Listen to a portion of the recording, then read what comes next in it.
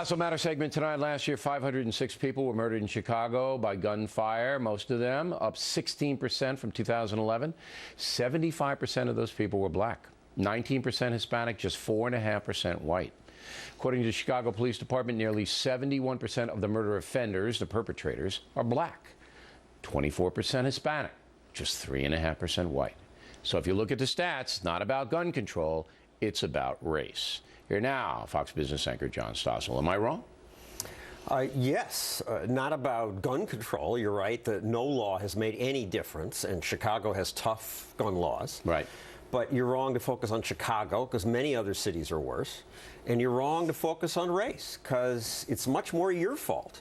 It's my fault because Stossel's going to hit you with this drug war stuff, right?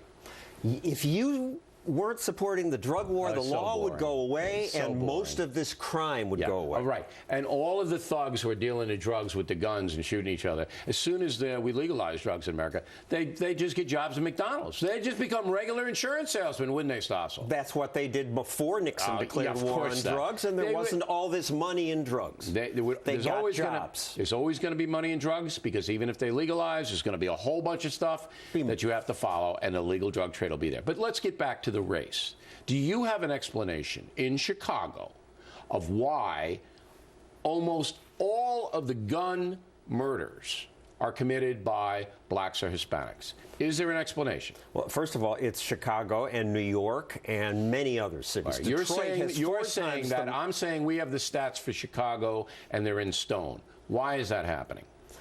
Well, Monica was right when she talked about the wreckage of liberalism, and you talked about welfare chaos. That's part of it. We've sent the message, you're a victim. You can't participate in the white capitalist world.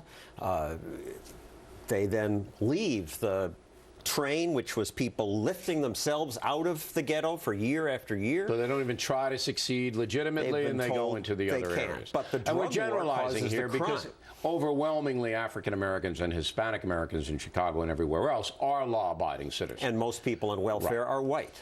However, the violent crime, and you rightly pointed out, everywhere is driven by the minority precincts. So therefore, it is not a gun control issue. It is, as I come back to the original statement, a race issue. It's a drug war issue. There are no Budweiser gangs or Marlboro gangs. No, there are white drug dealers and white drug trafficking. And they are more likely to fight with lawyers rather than guns because they're plugged into the system. All right. So you don't see a racial component here? Well, yeah, the numbers speak for themselves. But you say that if you took the drug war away and legalized all narcotics, that this violent crime generated by blacks and Hispanics would evaporate? You don't think it would go anywhere else? It would go down sharply, and most of the criminals would get real jobs because they have to. See, I think you just live in the land of Oz on that one. I really do. I think the criminals would find another way to make easy money, because that's what it's about, easy money.